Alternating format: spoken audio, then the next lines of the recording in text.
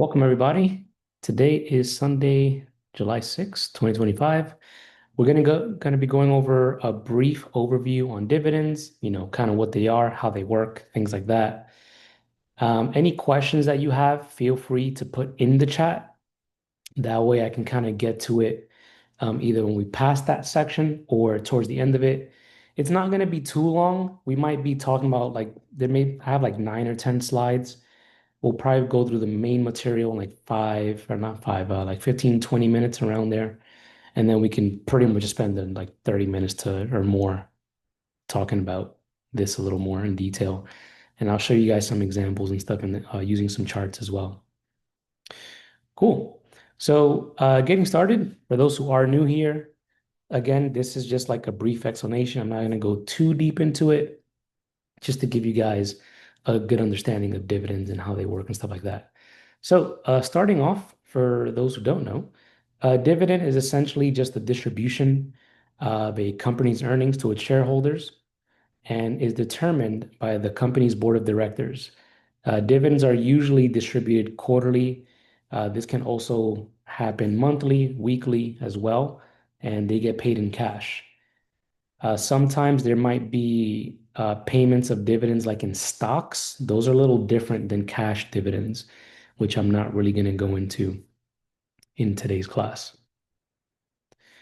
Now, dividend dates, I'm pretty sure some of you have heard some terms like declaration dates, ex-dividend dates, payment dates, so on and so forth. These are pretty much just different dates that you need to pay attention to when you are looking to get a dividend. Pretty straightforward. So the declaration date is essentially just going to be the date that is announced by the board of directors that they are going to be paying a dividend. The ex-dividend date is going to be the date in which the eligibility expires to receive the payout or the dividend payout. You have to own the stock one day prior to the ex-dividend date. So if you try to buy, let's say, the stock on the ex-dividend date, you will not be eligible for the payout. So just keep that in mind. And then the payment date is essentially going to be the day that you receive the dividend. So let's say if they have a declaration day tomorrow, the 7th of July, and then let's say the ex-dividend date is this Friday coming up, you need to own the stock at least by Thursday. And then let's say the payment date is the following Monday, which lands on the 14th. So they might say, hey, ex-dividend date is Friday. You need to own stock before Thursday or before, and then you get paid out whatever the dividend is on Monday the 14th or whatever it may be. This is going to vary from company to company. Any questions so far? Making sense?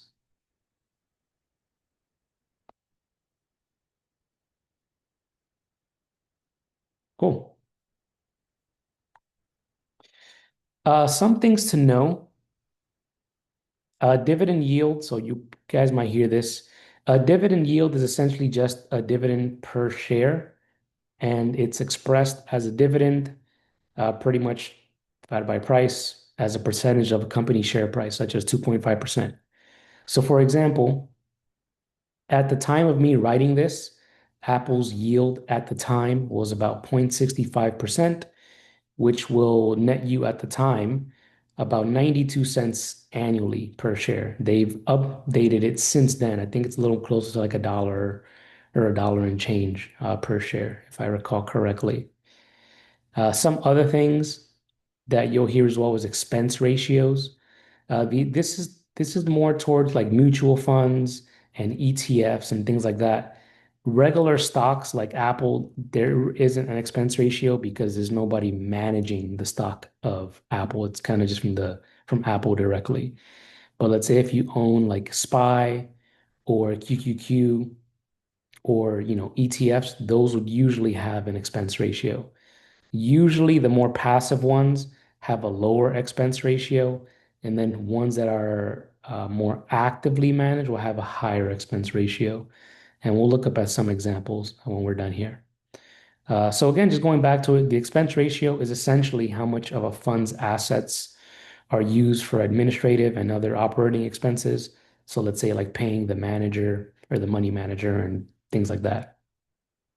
For us as investors, the expense ratio is deducted from the fund's gross return and paid to the fund manager, as I mentioned. Operating expenses reduce the fund's asset, which will reduce the return to us as investors. So let's say, for the sake of the conversation, if dividend is 5% a year and the expense ratio is 1%, in reality, we're only getting 4% return because that 1% is going to the, you know, fund manager and stuff like that. So depending on the investment that you're looking to get, you may want to take that into consideration, because if the dividend is 3%, but the expense ratio is 1%, to me, that's pretty high for that yield. So you may want to even skip that fund entirely. As I mentioned before, some passive funds have a lot lower expense ratios than actively managed ones. Any questions on this before we continue to the next part?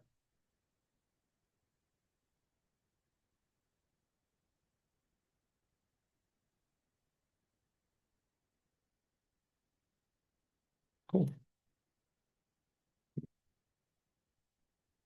Some additional things to note is going to be growth stocks versus value stocks.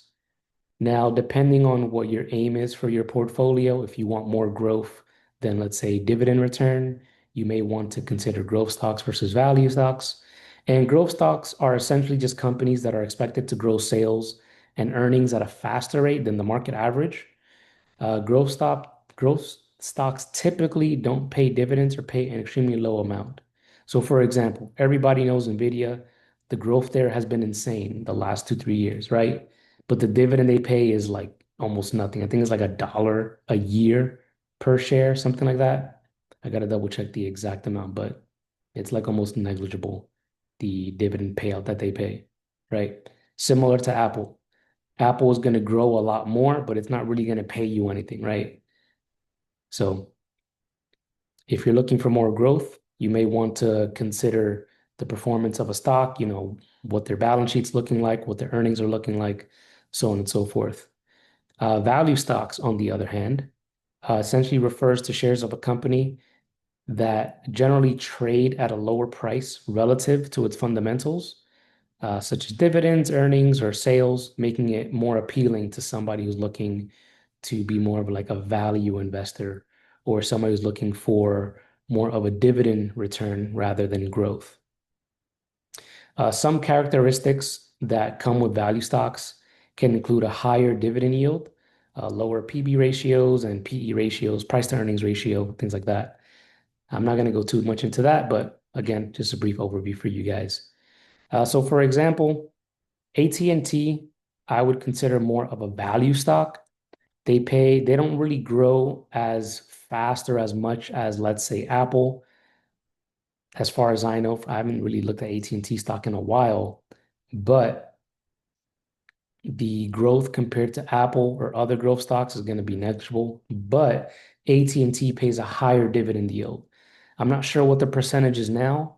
I know back then, before they reduced the dividend, it was anywhere between like 4 to 7%, depending what price you got it at.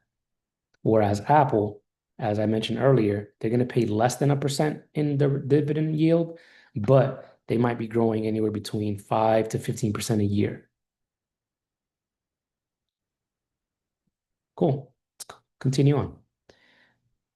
Qualified versus ordinary dividends. Qualified dividends is essentially an ordinary dividend that meets the criteria to be taxed at a lower capital gains rate. And I'll give you some more information on that in the next slide. Ordinary dividends are dividends issued to the stockholders of domestic companies and some qualified foreign companies. Something to note is not all stocks can provide you with a qualified dividend. For example, for those who know the yield max funds, those are only ordinary dividends and will always be ordinary dividends. They will never be qualified because the structure in which they generate the money and how it's distributed to the shareholders. So always do your research And if you're looking to get qualified dividends to just lower the tax burden a little bit, you may want to double check if whatever stock that it is that you're looking to get into, if it's going to be more on the qualified dividend side after you own it for a specific amount of time, or if it's just always going to be ordinary dividends.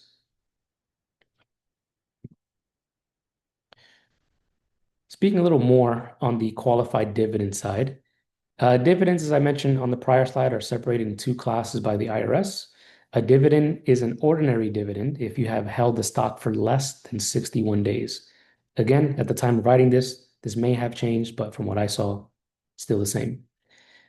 So pretty much a stock that you have held for less than 61 days in the 121-day period that began 60 days before the ex-dividend date. A lot of numbers there, a lot of dates there. Essentially, as long as you hold it for 61 days in the 121-day period, that's 60 days before the ex-dividend date, it'll be a qualified dividend. Now, if you purchase it on or before that date and hold it for 61 days or more before the dividend, it's going to be a qualified one, which qualifies, in this case, for the lower capital gains rate, right? So again, if you're looking for a lower tax burden, just do your research on the specific stock, just so you know that they do offer the qualified rate. If not, you're going to be getting ordinary dividends. I had somebody message me the day that they were in a stock for like 7, 8 months. And they're like, why is all of this coming up as ordinary? Shouldn't it be qualified? I'm like, well, this specific investment does not provide qualified dividends because of the way they distribute and come up with the dividend to pay out to the shareholders. So always do your research on that. This is an example of a dividend portfolio. So we can see on the top left, the total assets is roughly $4,400. The where it says dividend market right over here, this is pretty much the yield that this portfolio is generating. So roughly 8.15%, $363.84, and then it kind of just breaks it down over here. So as I mentioned, you can see here, it looks like every 3, 4 months, the dividend return is a little higher than the in-between months. This is essentially just most of the stocks that are in this list pay on a quarterly basis. So that's why you can see generally when the quarters are done, you get the bigger payout. As I mentioned before, there are stocks that can pay you monthly as well as weekly. And you can also get into there's also stocks that pay you quarterly. However, it's like every other month, right? So for example, AT&T would pay you every quarter, let's say January, April, July, October, so on and so forth. There are other types of stocks who also pay you quarterly, but on a different month, right? So you might get something that lands on March, June, September, December, etc. Again, always do your research and see exactly what they give you. Now, generally, the way it's going to be paid out, let's say for the sake of the conversation, if Apple gives you a quarter or $1 for the whole year, that would pretty much just mean that every quarter they give you 25 cents per share, which will give you the dollar return after the year. So here are some examples on the right side. AT&T, pretty much 52 cents times this amount of shares, so 150 shares times 52 cents, and you get paid that in cash into your account. And you don't really have to do anything, right? As long as you're a shareholder, you'll get paid out as long as you own it before the ex-dividend date and such. And this can be a good way to bring in extra income if you just need extra money and also have your money work for you if you don't necessarily care too much about growth. I'll go over into some other examples later on. We can see this stock right here, O Realty Income. This one pays out every month, right? So the 15th of December, January, February, so on and so forth. So we can see that we got paid a dividend every single month. Now, what some people tend to do is obviously you can just take whatever profits or whatever cash you get from those dividend payouts and either reinvest it. That way it can grow for the next payout. So let's say if I reinvested the $78 back into AT&T when I got this, let's say that the stock price was about $25. I could have gotten three more shares for the next dividend payout when that time came. So it's pretty much a snowballing the return that you would get as you continue to reinvest it back into the stock. Now, some people prefer to take the dividend payout from one stock and put it into another. Again, this is always really going to be different depending what you're trying to do with your portfolio and what your outlook is.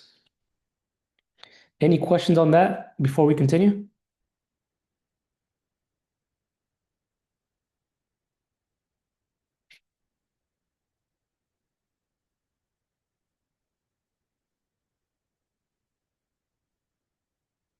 Cool. Some things that I was mentioning earlier that you may consider as an investor. Now, for me, I prefer more income versus growth since I trade a lot more for the growth in my portfolio. So usually any profits that I make, I usually just put into dividend returning stocks as opposed to growth. The biggest growth that I probably have in my portfolio is probably Nvidia. Other than that, probably just Apple. Besides that, I just have like dividend paying stocks like SCHD, which is dividend. It's like a hybrid of like dividend and growth ETF. I don't care too much in order to like invest in individual stock. I like to be a lot more, um, what's the word? I like to be a lot more conservative and like not think too much when it comes to my portfolio, since I'm really using all my mental power when it comes to actually trading. So again, to each their own. Some people like 50-50, different percentages, things like that. Glad you mentioned that, Brown. We're definitely going to go over the yield max funds when I bring up the chart to show you guys some examples, because MSTY has definitely been a popular one recently. I do own some myself, nothing too crazy, only like 5% of my account because I'm definitely curious to see how the long term of it is. So before I get into the MSTY stuff, which is funny because that kind of goes into the high yield traps, but we'll talk about that and kind of break down um, why some high yield ones might not be as, I wouldn't say risky because everything is risky, but some might be a little lower risk than what you might be, or what most people might deem super risky, like MSTY and the other yield max funds. But the way I look at it now, sure, it's risky, but the way they generate their income to me can be sustainable depending how the market goes. And we'll talk about that in a bit. But anyway, some additional things really quickly here. Covered calls. So for those who don't know what a covered call is, I'll try to keep this super brief. It's pretty much where, let's say you have 100 shares, you can put that up as collateral and you can sell a call and receive the premium.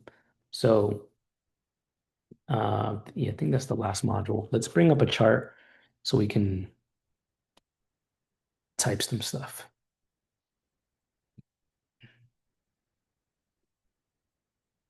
So let's say I'm just going to make up numbers here to make it simple. Let's pretend we get 100 shares of Apple, right? So we have 100 shares. And then if you don't understand options that much, definitely study them or just look at some other my material regarding options. If you don't know where to look at, just let me know and I'll send it to you. So let's say we own 100 shares of Apple and yeah, we're growing, the shares are growing, we're getting like 1% dividend a year or what have you, but we want to generate some more money, right? What we can do is get a covered call strategy going, which is pretty much you're selling a call to collect the premium, right? Now, let's say you sell a call 2 months out. Let's say Apple, let's go to Apple actually. Let me copy this and bring it over.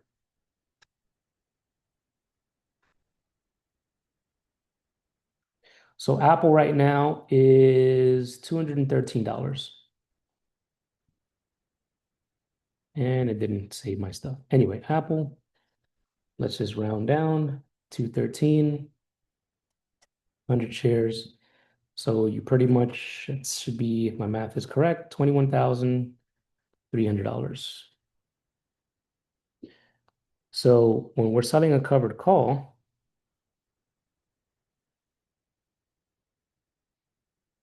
let's say, as I mentioned, you want to generate more income. Let's say you're looking at an Apple call that expires, let's say August 18th. So pretty much a month from now, a month and change. The call premium is, let's say it's 400 bucks or $4. Now, again, when you're doing a covered call strategy, you're selling the call, you're not buying it. So when you sell it, you're pretty much given in your account $400 up front.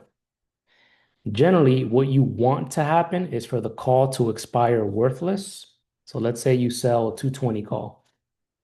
So you want Apple to be under 220 by the time your expiration comes. So this can expire at zero. Remember, since you're selling a call, you want the opposite to happen when you're buying a call. So if I'm buying a call, I want the stock price to go towards 220. If I'm selling a call, that's like kind of a bearish strategy in and of itself, where you want price to either go down or trade flat so you can collect that premium every day. And then whenever you close your position, let's just say for the sake of the conversation, the price goes to $1 and then you buy back the contract, you pretty much secured 300 bucks on that trade. Now, if it goes to zero, then you pretty much collected the full $400 or the full premium of that call option. So covered calls, definitely good to use to get additional income. One thing to note is just be mindful. Some people generally don't, or some people don't like selling it. I'm not sure why. I guess they don't want their shares to be called away.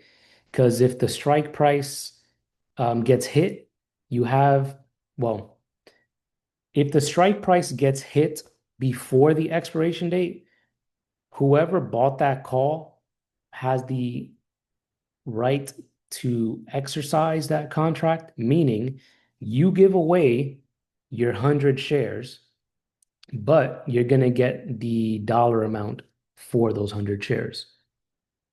So if you don't want the risk of getting your shares called away, just be mindful of that and manage the trade accordingly, as always. I kind of just trade covered calls as like a regular strat setup or whatever setup that I'm looking at.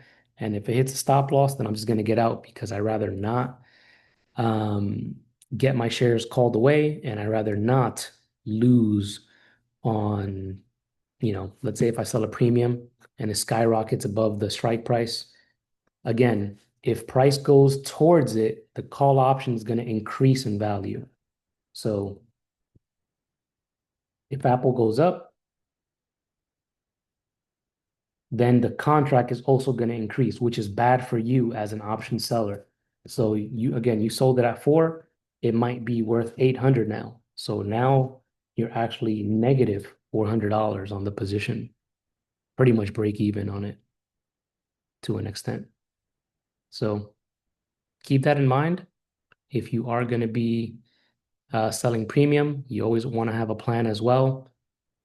I have seen this go very south where whoever was selling covered calls on Nvidia under $100 and they haven't covered yet, they're hurting real bad. Granted, their shares are up, so it's almost like a hedge in a sense. Anyway, I'll end that there. I don't want this to go into like a options class type thing, but we'll keep it there for now. Any questions on covered calls before I go into these yield max ones?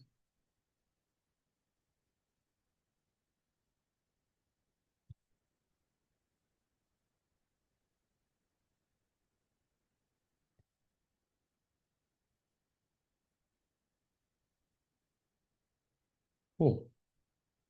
All right, so the yield max funds, They have been pretty popular because the dividends that they pay out are crazy. Like just last month, I got about, I think it was like 5 to 6%. Actually, what was it? $1.47. My average was about 20 bucks. So that dividend would be about 5 to 7% if my math is correct. 7% in a month, that's really, really good.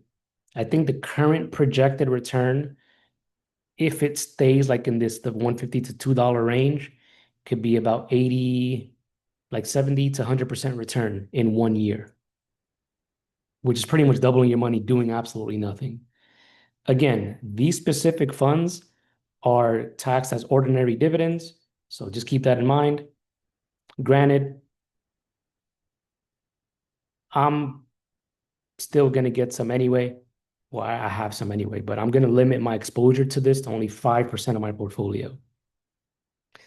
I actually have seen that, Brown.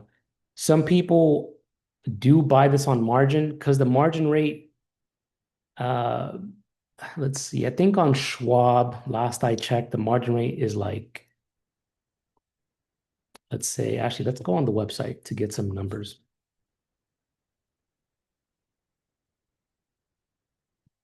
Let me change my screen.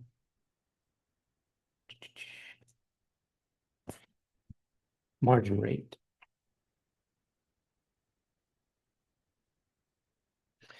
All right, so let's say you're investing 20, let's say you put 20 anywhere below 24K, you're going to get 12.5575 plus 1.825.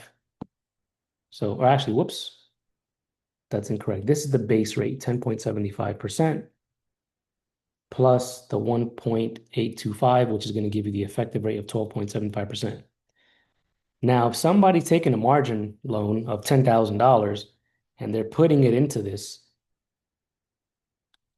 that'll probably work for them, right? Because if they're getting 70, 80% returns and you're only paying about 12%, and yeah, Robinhood, like, yeah, Schwab is very, very conservative when it comes to lending money out. Robinhood, from what I've seen, is always going to be the cheaper option, like Webull and things like that. But let's say you're getting 70% return on MSTY, 12% cut, you're probably still good, right? Of course, you also want to factor that in if it's in a taxable account, like an individual brokerage, where let's say you're getting taxed for the sake of the conversation. I'm not going to give exact numbers. Let's just say 25%. So if you make 70% return on that stock, whatever you're getting back will be, you can probably shave off like 37% off of that for the margin rate and the tax hit. But again, that's an extra 30% that you didn't have that you can put into other places. So I personally would never take out a margin loan to get this or to get like these crazy funds, but to each their own. Some people love the risk. I definitely don't. So, so for example, this upcoming Monday, we're going to be paid a dollar point 23 cent, $1.23 per share that we own. So if you own 100 shares, you're going to be getting about 123, $124, give or take, in 1 month of you just owning the 100 shares. Now, the way MSTY, I haven't really done research on the other yield max funds, only really this one. MSTY gets its money by, they pretty much have like a bunch of option strategies. So they like sell, I think it was like selling calls with synthetic shares, buying long calls, buying long puts. I think they might even be selling short puts. I got to double check. But pretty much they generate their income based on the volatility of MSTR. So they pretty much trade options on MSTR. So the more volatile MSTR is and the higher the IV or the implied volatility is for MSTR, the better for MSTY. Because the more volatility, the higher the premium is going to be for the options and they're going to make more money. So we can see basically for the last month, we kind of just been moving sideways, right? And then if we go back to the dividend payout this month, 128, it's less than what we got last month at 1.47. So the more volatile MSTR is, and by association, Bitcoin, more than likely the more return you're going to be getting, or the more they're going to be paying out. So what we don't want to see for people who own this is you don't necessarily want to see MSTR kind of moving sideways for a long time because the dividend return or the dividend yield or the distribution is going to be a lot less than what you may be used to. For example, I think the biggest one that I saw was like $3 or $4. Let's see, $3 last December, $4.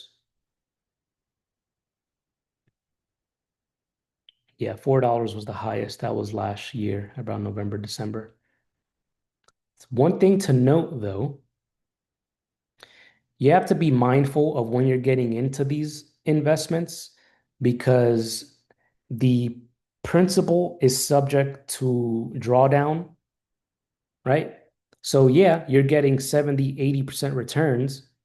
And again, this is assuming that the performance continues as it does. Now, if you get 70% return, cool, that's great. But if you bought, let's say, all the way up here, let's go to the weekly just to shrink this down a bit.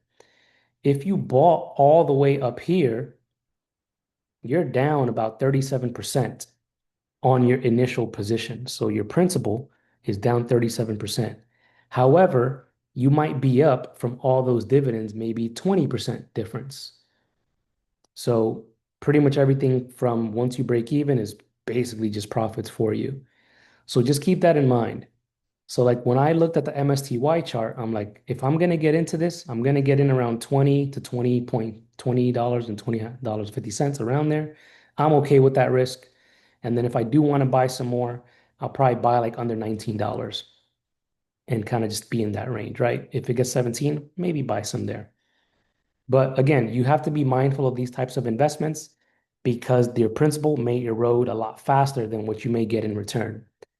Now, again, for MSTY, the dividends are pretty high because they trade um, options on MSTR, and the higher the IV is on MSTR, the better it's going to be for us.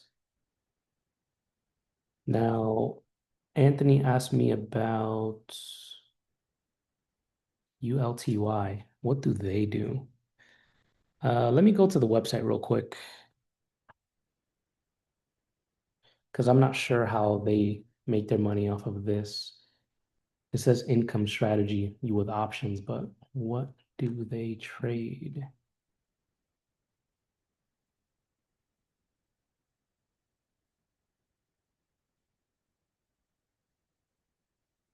Fantastic question, Brown.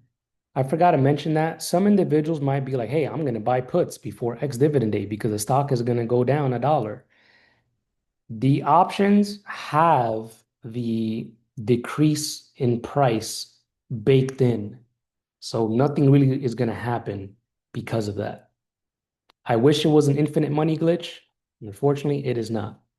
So if you're trying to like buy puts the time the dollar or $2 drop or whatever it may be, unfortunately, it's already baked into the option premium. So you can't necessarily do that. I know some individuals will do like what's called, I haven't done it in like 2 years. I think it's like a dividend capture strategy where I think they'll sell calls because usually after the ex-dividend date, price doesn't really recover really quickly. So it'll kind of just slide or die down for like a week or two, and then they'll just get that data off the call premium. So something else to consider. Let's see. So ULTY generates income through a covered call strategy. And let me just bring this and paste this here. Does it not bring it over? Give me one sec.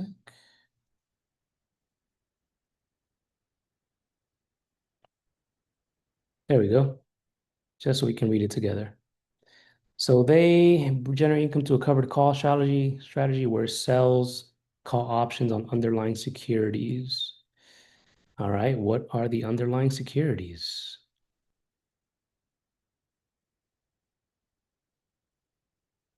So the distribution rate apparently, if ULTY continues at the current yield, is going to be 79% for the year. What do they sell options on?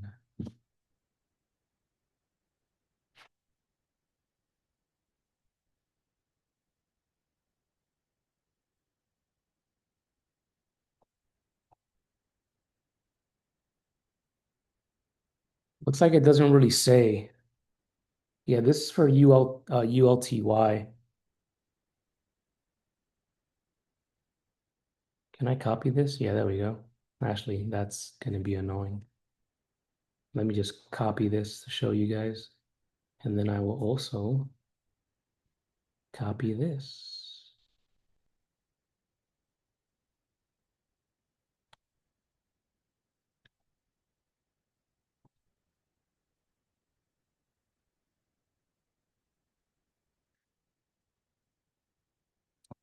Yeah, it looks like it just says that they sell and they trade options on 15 to 30 underlying securities, but it doesn't really say which ones they are.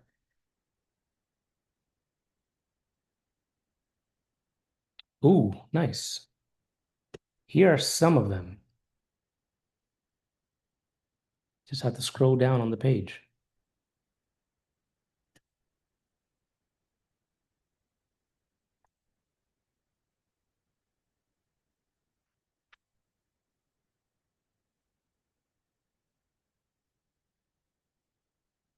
So these are their open positions. They have some puts on AMD. They look like puts. Yeah, it looks like puts. Whatever APP is or AppLovin. Looks like they have some shares too. Price selling covered calls. They have some puts there. AST, whatever that is. But yeah, if you go to the website, it'll break down whatever their current holdings are. Cool. This last screenshot I want to share with you guys when I was talking about expense ratios. So generally, at least what I did when I looked at the NAV, let me just bring up MSTY since that's the popular one right now.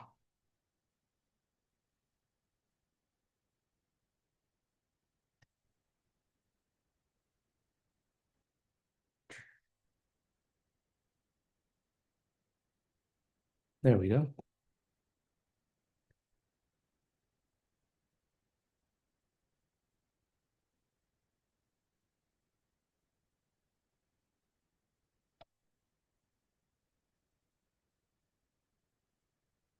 All right, so this is for MSTY. So the expense ratio is pretty much 0.99%, just shy of a percent. So if let's say we get 70% return this year, it's really going to be 69% because they're going to take their cut. Generally, looking at the NAV or the net asset value, for me, any price that we can get under the net asset value is decent because whatever is under that would be generally the price is going to gravitate near the NAV or it should be higher than that.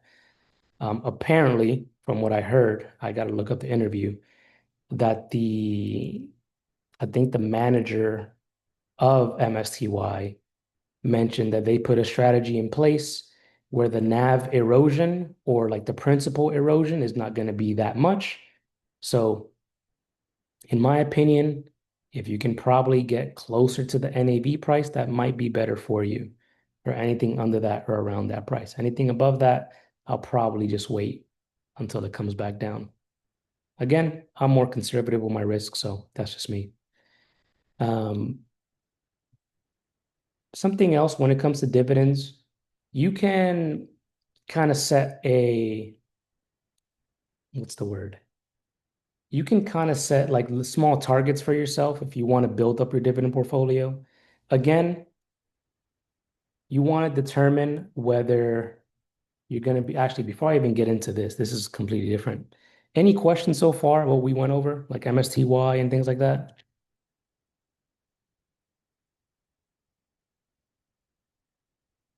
Or any other stocks that you want to look at?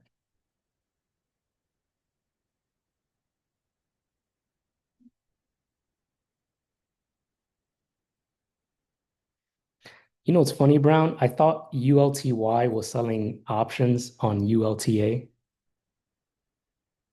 at least if it's going like by the other names of the yield max funds. Because it's like I think Tesla is like TSLY, NSLY, I think is NVIDIA, and there's some other ones that like they sell calls on specific things. There's a Microsoft one, and there might be an Apple one. I'm not too sure, but interesting stuff. All right, whatever question you guys have, just put in the chat whenever it comes up. But again, when it comes to making your portfolio, growth slash dividend, some people may want to have a mix of it. It might also depend how older you are, things like that.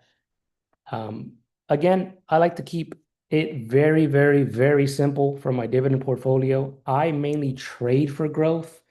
So for me, it's probably like a 20% growth and then like 80% dividend portfolio, right? Because I just want that money to grow. I don't want to think about it. I'm just leaving it alone. And then like, NVIDIA, Apple, stuff like that. So depending where you may be at, you can split this up. Like my brother asked me what he should do. He's a little around my age. So if I were younger and he doesn't trade like I do, I would probably do something maybe like 60% growth. Again, I'm pretty straightforward. I'll probably just put it like on SPY or VOO. I would probably do SPY because I would want to sell calls on it once I get my 100 shares. And SPY has contracts that expire every day, as opposed to VOO. I think they have contracts that expire, I think either every week or once a month, which isn't, to me, it's not really, um, what's the word I'm looking for? It's not really conducive for me to sell as much premium as I can. So I may want to get SPY. The expense ratio is lower on VOO, but they're pretty much both the exact same thing. They track the S&P 500. And as we know, people generally try to beat the S&P 500. In my opinion, it might as well just be the S&P 500 anyway, since you're going to get that growth anyway. But again, this is just a scenario. If I were to be younger, I'll probably do about 60% growth and then about 25, maybe 30% dividend return. Whoops, can't spell. And then let's say anywhere between uh, about 10 to 15% speculation. Speculation could pretty much be whatever you want, right? Like super risky stocks, things like that. For example, one risky or speculative stock that I'm looking at is a QS. Their name, it's QuantumScape. For those who always ask, QuantumScape has nothing to do with the quantum realm. Sometimes they pump up because just the name of it, but this has nothing to do with quantum technology. This is literally a company that makes solid state batteries. So what I'm betting on with this stock is essentially in the next 4 to 5 years, if the technology continues to improve for solid state batteries, it can replace the lithium batteries that we have now. For those who don't know, solid state batteries, um, they don't have any liquid in it, as the name suggests, solid state, right? They hold the charge a lot longer, they can charge a lot faster, pretty much overall a lot more efficient than the lithium batteries that we use now. So if the technology gets adopted in the future, this is pretty much a company that makes those batteries, so we'll be in a good spot. My average is about $4.80, so I'm pretty much sitting nicely here. It was a pretty much risk-free in my opinion when we bought a little and down here in this area. But to me, anything under five is decent. If it does go back there, I'll probably add a little more. But again, I'm going to keep this probably like 5 to 10% of my portfolio maximum, just to speculate on it. One thing that I will note, if you're looking at the stock, do not look at the previous price levels, like these crazy amounts here, like 40, 70, 80, $100. This is during the 2020 and 2021 craze where everything went straight to heaven. And like anything related to EVs or even associated slightly to EVs skyrocketed. So will we ever see $100? Probably, probably not. I personally doubt it, but just something to note when you're looking at stocks like this. Let's see, anything else?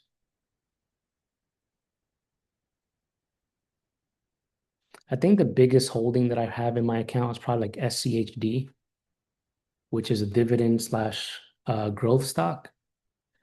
So the yield on this one is about, I think, what, like 4 to 5%. So I think I'm between like 35 to 40% in my account for SCHD. Growth is decent. They pay decent dividends, about 26 cents a share. At the price now, pretty good stuff. Can't complain. It's treated me well.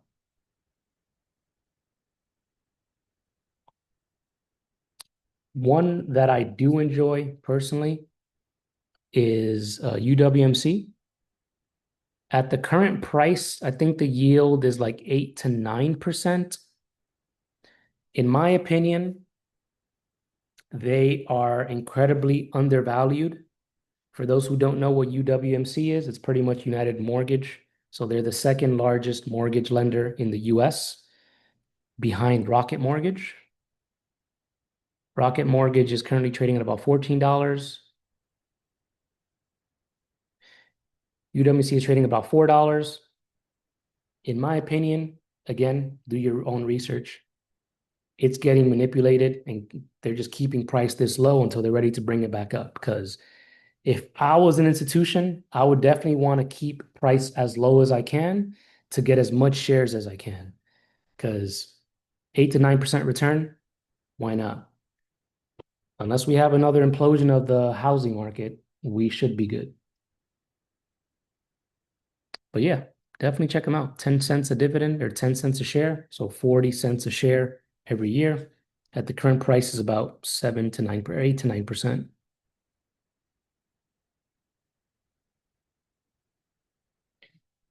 Cool. Any last questions or anything else that you guys want to go over?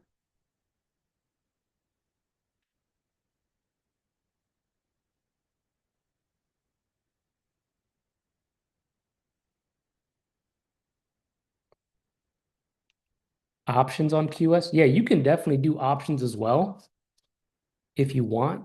I didn't really get any options because the only reason I got this, I completely forgot about it. And then when I saw my friends up in Rhode Island, one of them was like, "Hey, have you guys heard about QS?" I'm like, "What's that?" And like the solid state battery thing. And I'm like, "Oh yeah, that's right."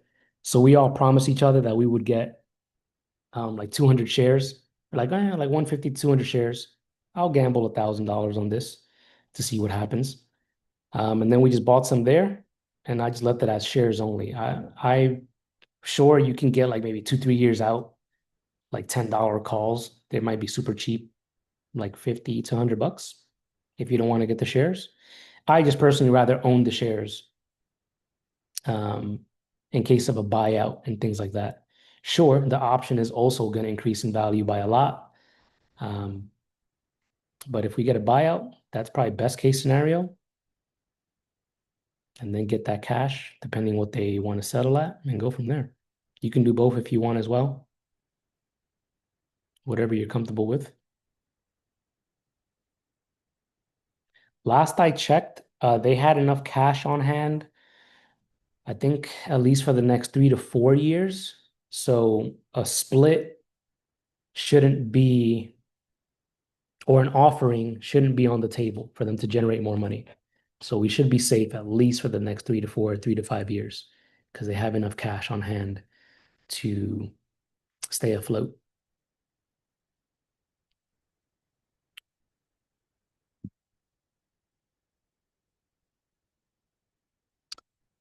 Other than that, pretty much all I have. Oh, this is not financial advice. If you were looking to build a dividend portfolio, I was speaking to a financial advisor a while back, and he kind of taught me like what he does with clients. So when clients come to him, this is kind of like almost irrelevant of like dividends, but more like investing. But I'll just kind of just share it. What he does with clients is pretty much go over like all of their finances, and if they have any debt, they usually work out a plan to clear as much debt as possible first, and then from there, budgeting accordingly, and then you can start investing, right? Because if you owe like $20,000 on credit card debt, getting hit with that crazy like 20% APR, you don't want to invest in a stock that gives you 5% returns, right? You're gonna lose more money owing those 20% on the credit card as opposed to trying to get your 5% return or 10% or whatever it is. So if you are looking to invest, again, not financial advice, just what I would do. I would pay down any debt that I would have, make sure you're budgeting correctly, and then you can allocate an amount of whatever you make into investing to start growing your portfolio and going from there. I think that's all I have. Any last questions? Anything else you guys want to go over?